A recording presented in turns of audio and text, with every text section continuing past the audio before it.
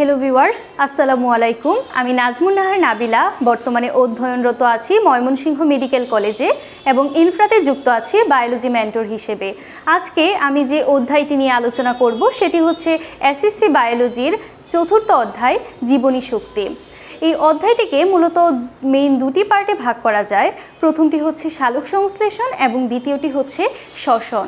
এবং অধ্যায়ের শুরুতে এই চ্যাপ্টার সম্পর্কে কিছু ফান্ডামেন্টাল বিষয় সম্পর্কে আলোচনা করা হয়েছে। অধ্যায়টির নাম জীবনী শক্তি।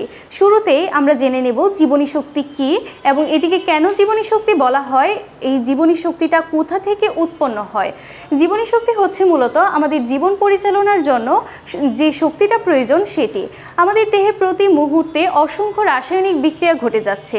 এই রাসায়নিক বিক্রিয়াগুলো সংগঠনের জন্য একটা শক্তির প্রয়োজন হয়। শক্তি ছাড়া তো কোনো বিক্রিয়ায় সংগঠিত হওয়ার কথা না। এখন এই জীবনী শক্তিটা কিভাবে উৎপন্ন হয়? জীবনী শক্তিটা উৎপন্ন হয় মূলত জৈব অণুর রাসায়নিক বন্ধন ছিন্ন করার মাধ্যমে। এই জৈব অণুটা কি? এই জৈব অণুটা হচ্ছে এটিপি। এটিপি এর রাসায়নিক বন্ধন ছিন্ন করার মাধ্যমে আমরা শক্তি পাই। আবার যখন আমাদের দেহে শক্তি উৎপন্ন হয় তখন এই শক্তিটা এটিপি হিসেবেই জমা থাকে। তাহলে চলো আমরা দেখে নিই এটিপি কি।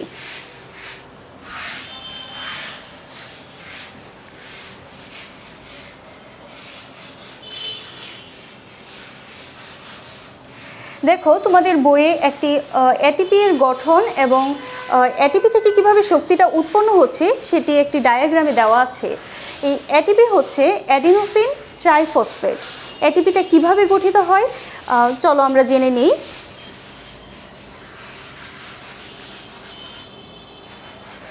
তোমরা হয়তো সপ্তম অষ্টম শ্রেণীতে ডিএনএ এর গঠন সম্পর্কে জেনে এসেছো। ডিএনএ এর গঠনের একটি হচ্ছে নাইট্রোজেন বেস। এই নাইট্রোজেন বেসের একটি হচ্ছে অ্যাডেনিন। এই অ্যাডেনিন অণুর সাথে একটি সুগার যুক্ত হয়ে গঠন করে অ্যাডিনোসিন।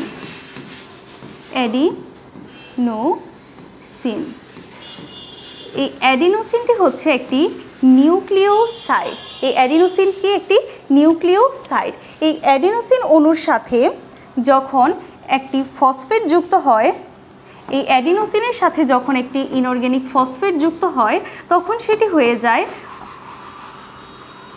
অ্যাডিনোসিন ছিল একটি নিউক্লিওসাইড, যখন এটার সাথে ফসফেট যুক্ত হয় তখন এটি হয়ে যায় নিউক্লিওটাইড। এখন অ্যাডিনোসিনের সাথে যদি একটি ফসফেট যুক্ত হয় তাহলে আমরা সেটিকে বলবো অ্যাডিনোসিন মোনোফসফেট বা এএমপি। মোনো মানে যেহেতু এক, এজন্য অ্যাডিনোসিনের সাথে একটি ফসফেট যুক্ত হলে সেটি হচ্ছে অ্যাডিনোসিন মোনোফসফেট।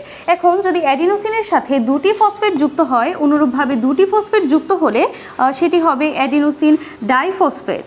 দুটি যুক্ত হলে হবে অ্যাডিনোসিন ডাইফসফেট বা এডিপি। আর যদি অ্যাডিনোসিনের সাথে তিনটি ফসফেট যুক্ত হয় তাহলে সেটি হবে এটিপি বা অ্যাডিনোসিন ট্রাইফসফেট। এখন আমাদের আলোচনা এই এটিপি নিয়ে। তাহলে আমরা কি পেলাম? ডিএনএ অণুর গঠনের একটি অংশ হচ্ছে অ্যাডেনিন। এই অ্যাডেনিনের সাথে, অ্যাডেনিন হচ্ছে একটি নাইট্রোজেন বেস, অ্যাডেনিনের সাথে সুগার যুক্ত হয়ে গঠন করছে একটি নিউক্লিওসাইড যেটির নাম হচ্ছে অ্যাডিনোসিন। আর এই অ্যাডিনোসিনের সাথে যদি একটি ইনঅর্গ্যানিক ফসফেট যুক্ত হয় তাহলে সেটি হচ্ছে এএমপি বা অ্যাডিনোসিন মোনোফসফেট। যদি দুটি যুক্ত হয় তাহলে হচ্ছে অ্যাডিনোসিন ডাইফসফেট। আর যদি তিনটি যুক্ত হয় তাহলে হচ্ছে অ্যাডিনোসিন ট্রাইফসফেট। এখন যদি আমরা এই এটিপি থেকে একটি ফসফেট বাদ দেই তাহলে সেটি হয়ে অ্যাডিনোসিনের সাথে দুটি ফসফেট থাকবে, একটি ফসফেট বের হয়ে যাবে। এই যে আমরা একটি ফসফেট বের করে দিচ্ছি, এখানে একটি ফসফেট বের করে দেওয়ার পর এখানে প্রচুর পরিমাণে শক্তি উৎপন্ন হবে। এই শক্তিটাই আমাদের জীবন পরিচালনার জন্য বিভিন্ন কাজে ব্যবহৃত হয়। এখন চলো আমরা বইয়ে দেখে নিই যে এই এটিপি থেকে যে শক্তি উৎপন্ন হচ্ছে সেই বিষয়টি।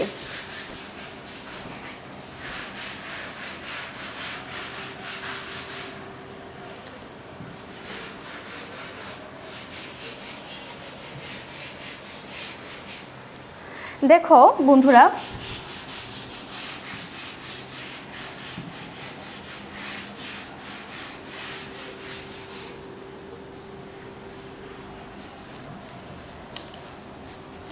এই যে এটি হচ্ছে একটি অ্যাডিনোসিন অণু, এটি হচ্ছে সুগার এবং এটি হচ্ছে অ্যাডেনিন।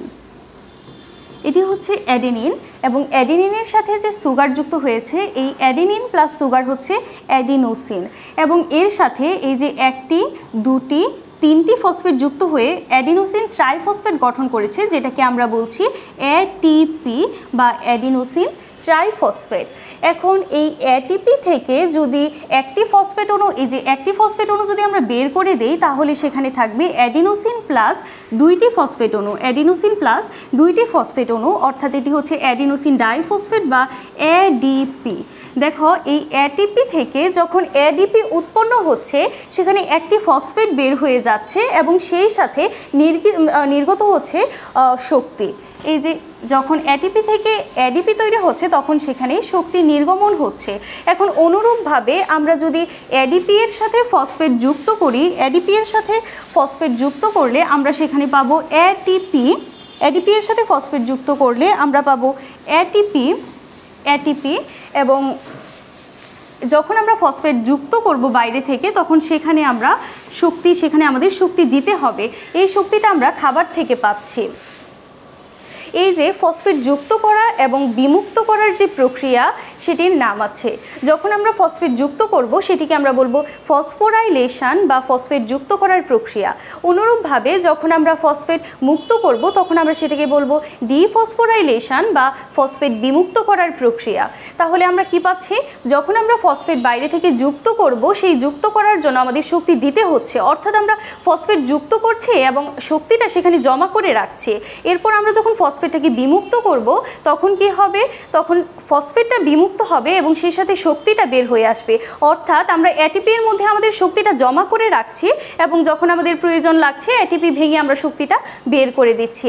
অনুরূপভাবে যদি তোমার কাছে টাকা থাকে তুমি টাকা ভাঙাবে খরচ করবে, ভাঙাবে খরচ করবে, অর্থাৎ তুমি এটা এটিপি এর মধ্যে আমরা শক্তিটা জমা করে রাখছি এবং প্রয়োজন অনুসারে সেটা খরচ করছি। এই জন্যই এটিপিকে বলা হয় এটি একটি রিচার্জেবল ব্যাটারি অথবা এটিকে বলা হয় জৈব মুদ্রা বা শক্তি মুদ্রা। অর্থাৎ টাকা যেরকম আমরা ভাঙাই খরচ করি তেমনি আমরা এটিপি ভাঙি এবং সেখান থেকে প্রাপ্ত শক্তিটা খরচ করি। তারপর যখন আমাদের কাছে অনেক টাকা থাকে আমরা জমা করে রাখি। অনুরূপভাবে যখন আমাদের কাছে এক্সট্রা শক্তি থাকে তখন আমরা এডিপি এর সাথে ইনঅর্গ্যানিক ফসফেট যুক্ত করে সেখানে শক্তিটা জমা করে রাখি। তারপর এটিপি ভেঙে আমরা শক্তিটা সেখান থেকে বের হয়ে আসে এবং শক্তিটা আমরা আমাদের কাজে লাগাই। আচ্ছা, তাহলে নিশ্চয়ই এটিপি সম্পর্কে তোমরা মোটামুটি একটা ধারণা পেয়েছো। তাহলে এখন আমরা আমাদের মেইন পার্টে চলে যাই। এখন এই অধ্যায়টির যে দুটি পার্ট সালোক সংশ্লেষণ এবং শ্বসন, আজকের ক্লাসে আমি এটিপি সম্পর্কে ধারণা যেহেতু দিলাম, এরপর আমরা সালোক সংশ্লেষণের আলোক পর্যায়টা সম্পর্কে আলোচনা করব এবং অন্ধকার পর্যায়টা আমরা পরবর্তী কোনো একটা ক্লাসে আলোচনা করব। তাহলে চলো আমরা সালোক সংশ্লেষণ সম্পর্কে জেনে নিই।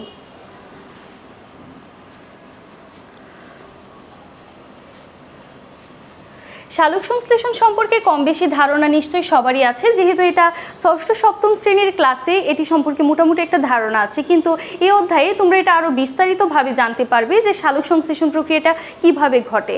তোমরা নিশ্চয়ই ইতোমধ্যে জানো যে ইংরেজ শারীরতত্ত্ববিদ ব্ল্যাকম্যান 1905 সালে এই সালোক সংশ্লেষণ প্রক্রিয়াটিকে দুটি ভাগে ভাগ করেছেন। একটি হচ্ছে আলোক পর্যায়, অন্যটি হচ্ছে অন্ধকার পর্যায়। এখানে আমরা সালোক সংশ্লেষণ সম্পর্কে মোটামুটি ধারণাটা নিব এবং আলোক পর্যায় সম্পর্কে আজকের ক্লাসে আমরা আলোচনা করব। তাহলে দেখো, সালোক সংশ্লেষণের জন্য প্রয়োজন হচ্ছে কার্বন ডাইঅক্সাইড এবং পানি। কার্বন ডাইঅক্সাইড এবং পানি যুক্ত হয়ে শর্করা জাতীয় খাদ্য তৈরি করে। তাহলে তোমাদের নিশ্চয়ই এটা মনে হতে পারে যে বায়ুমণ্ডলে তো অনেক কার্বন ডাইঅক্সাইড আছে, আবার পানিও আছে, তাহলে সেখানে কেন শর্করা তৈরি হয় না? আসলে সালোক সংশ্লেষণ প্রক্রিয়াটা আপাত দৃষ্টিতে যতটুকু সহজ বলে তোমাদের মনে হচ্ছে, এটি কিন্তু আদৌ এতটা সহজ না। কারণ এখানে কার্বন ডাইঅক্সাইড বিজারিত হচ্ছে, কার্বন ডাইঅক্সাইডের সঙ্গে পানি যুক্ত হচ্ছে, কিন্তু এর ভেতরে আরও অনেক প্রক্রিয়া আছে যেগুলোতে অসংখ্য এনজাইমের প্রয়োজন হয়। এনজাইম, তারপর এটি সংগঠিত হয় ক্লোরোপ্লাস্টে। এই যে বিভিন্ন ধরনের এনজাইমের ক্রিয়া বিক্রিয়ায় এখানে সালোক সংশ্লেষণের জন্য প্রয়োজনীয় শক্তিটা উৎপন্ন হয় আলোক পর্যায়ে। তারপর সে আলোক পর্যায়ে উৎপন্ন শক্তিটা দিয়ে অন্ধকার পর্যায়ে কার্বন ডাইঅক্সাইড বিজারিত হয়ে শর্করা তৈরি করে। তাহলে চলো আমরা দেখে নিই সালোক সংশ্লেষণের সাধারণ সমীকরণটি। এই যে দেখো, কার্বন কার্বন ডাইঅক্সাইড 6 অণু কার্বন ডাইঅক্সাইডের সঙ্গে 12 অণু পানি যুক্ত হচ্ছে এবং এখানে প্রভাবক হিসেবে আসছে আলো এবং ক্লোরোফিল। আলো এবং ক্লোরোফিল আর উৎপন্ন হচ্ছে গ্লুকোজ, পানি এবং অক্সিজেন। এই গ্লুকোজটাই কিন্তু আমাদের কাঙ্ক্ষিত উৎপাদ। গ্লুকোজটা আমাদের কি কাঙ্ক্ষিত উৎপাদ, অর্থাৎ গ্লুকোজটা উৎপাদনের জন্যই মূলত সালোক সংশ্লেষণ প্রক্রিয়াটি হচ্ছে। এই কাঙ্ক্ষিত উৎপাদের সাথে সালোক সংশ্লেষণে আরও দুটি উৎপাদ আমরা পাচ্ছি, পানি এবং অক্সিজেন। এগুলো আমাদের কাঙ্ক্ষিত না, কিন্তু আমরা এগুলো পাচ্ছি। তাহলে এগুলোকে আমরা কি বলবো? এগুলো কাঙ্ক্ষিত উৎপাদ না, এগুলো হচ্ছে উপজাত। তাহলে পানি আর অক্সিজেন কি সালোক সংশ্লেষণের উপজাত বা বাই প্রোডাক্ট। এখন যদি বলা হয় যে সালোক সংশ্লেষণের উপজাত পদার্থ কি, উপজাত উৎপাদ কি? পানি এবং অক্সিজেন। আর উপজাত উৎপাদ বলতে আমরা কি বোঝাই? কাঙ্ক্ষিত উৎপাদের সাথে যে অতিরিক্ত উৎপাদগুলো উৎপন্ন হয় সেগুলোকেই আমরা বলি উপজাত উৎপাদ। আচ্ছা, আর সালোক সংশ্লেষণের প্রভাবক হচ্ছে আলো এবং ক্লোরোফিল। তাহলে এখন আমরা দেখে নিই যে সালোক সংশ্লেষণের আলোক পর্যায়টি কিভাবে ঘটে।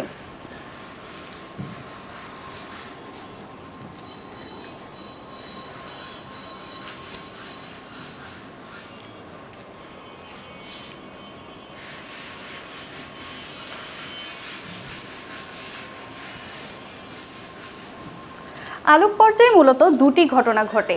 কয়টি ঘটনা? দুটি ঘটনা। কি কি ঘটনা ঘটে দেখি আমরা। প্রথমে হচ্ছে ফসফোরাইলেশন। তাহলে সালোক সংশ্লেষণে প্রথমে কি ঘটে? ফসফোরাইলেশন। আরেকটা কি ঘটনা ঘটে সেটি হচ্ছে ফটোলাইসিস। না, প্রথমে ঘটে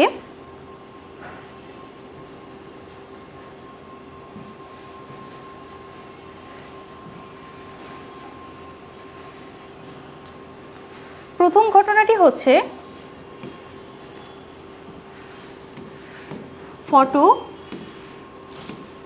ফটোলাইসিস এবং দ্বিতীয় ঘটনাটি হচ্ছে ফসফোরাইলেশন। এখন আমরা দেখে নিই ফটোলাইসিস জিনিসটা কি। ফটোলাইসিস, দেখো তোমরা নিশ্চয়ই জানো যে ফটো মানে হচ্ছে আলো, ফটো মানে আলো, ফটো মানে আলো। আর লাইসিস শব্দটা তোমরা যেখানেই পাবা সেখানেই তোমরা ভাববা যে এখানে কোনো কিছুর ভাঙন হচ্ছে। লাইসিস মানে হচ্ছে ভাঙন। তাহলে ফটোলাইসিস মানে কি? আলোর উপস্থিতিতে কোনো কিছুর ভাঙন।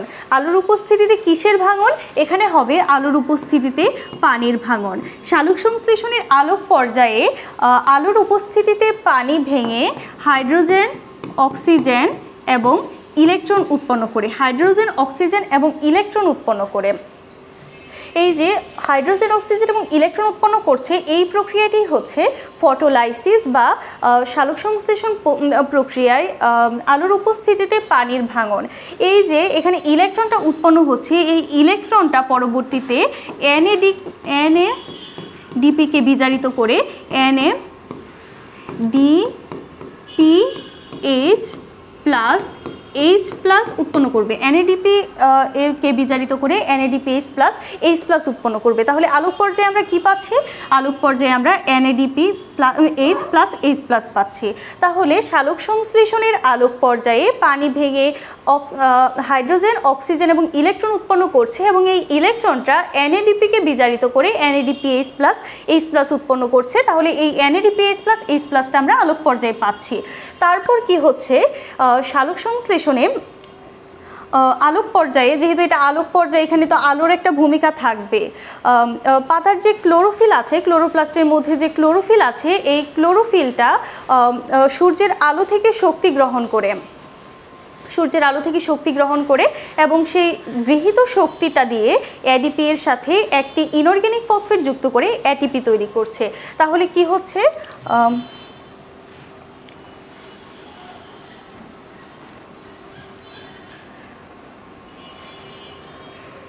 তাহলে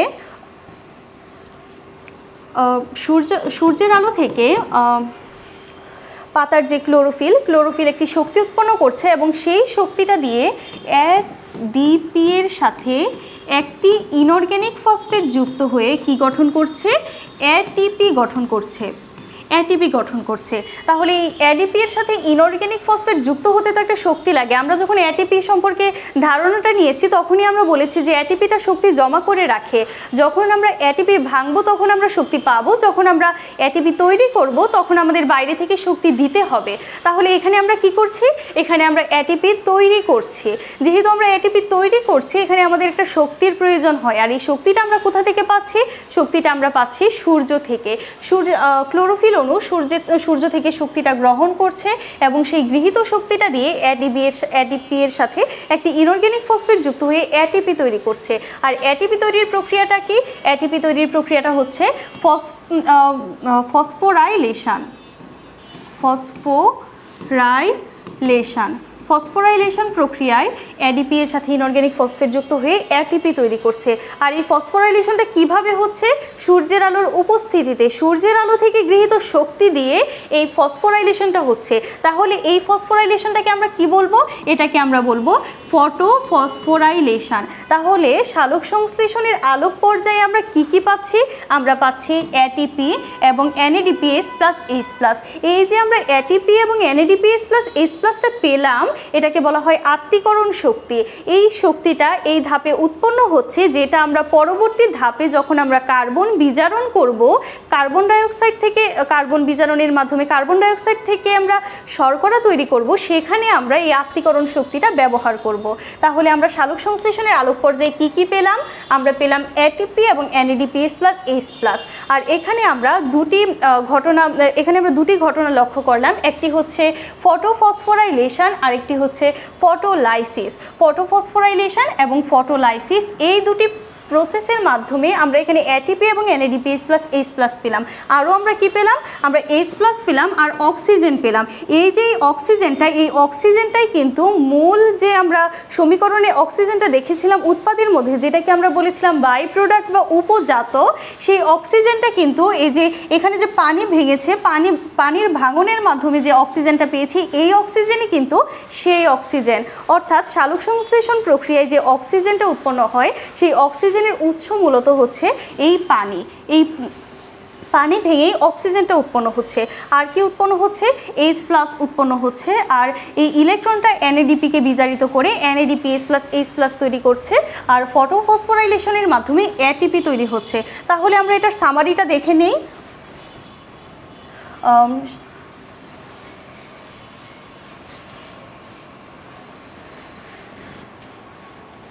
তাহলে আমরা এখানে কি পেলাম? আলোক পর্যায়, সালোক সংশ্লেষণের আলোক পর্যায়ে আমরা দুটি ঘটনা লক্ষ্য করলাম। একটি হচ্ছে ফটোলাইসিস আর একটি হচ্ছে ফটোফসফোরাইলেশন। আর আমরা পেলাম কি? আমরা পেলাম NADPH প্লাস H প্লাস। আরেকটা আমরা কি পেলাম? আমরা পেলাম এটিপি। আর এছাড়া আমরা কি পেলাম? এছাড়া আমরা পেলাম H প্লাস পেলাম আমরা, আর কি পেলাম? অক্সিজেন পেলাম। আর আমরা অক্সিজেন পেলাম। এই যে আমরা অক্সিজেনটা পেলাম, এই অক্সিজেনটা বায়ুমণ্ডলে বের হয়ে যাবে। এটাই হচ্ছে সালোক সংশ্লেষণের সেই উপজাত দ্রব্য অক্সিজেন। তাহলে আশা করছি তোমরা এই সালোক সংশ্লেষণের আলোক পর্যায়টা বুঝতে পেরেছো। তাহলে আজকে আমরা কি আলোচনা করলাম? প্রথমে আমরা এটিপি সম্পর্কে একটা প্রাথমিক ধারণা দিলাম। এটিপি কি, এটিপিকে কেন রিচার্জেবল ব্যাটারি বলা হয় বা শক্তি মুদ্রা বা জৈব মুদ্রা বলা হয়, সেটি সম্পর্কে আমরা জানলাম। তারপর আমরা জানলাম যে সালোক সংশ্লেষণ প্রক্রিয়াটার সমীকরণটা সম্পর্কে জানলাম, সালোক সংশ্লেষণে কি উৎপাদিত হয়, উপজাত দ্রব্য কি, এবং এরপর আমরা জানলাম সালোক সংশ্লেষণের আলোক পর্যায়। এর পরবর্তী ক্লাসে ইনশাল্লাহ আমরা সালোক সংশ্লেষণের অন্ধকার পর্যায় সম্পর্কে জানব। সালোক সংশ্লেষণের অন্ধকার পর্যায়ে কিভাবে কার্বন ডাইঅক্সাইড বিজারণের মাধ্যমে শর্করা তৈরি হয় সেটা সম্পর্কে আমরা জানব। তাহলে আজকের ক্লাস আমাদের এই পর্যন্তই। সবাই ভালো থাকবে, সুস্থ থাকবে। আল্লাহ হাফেজ।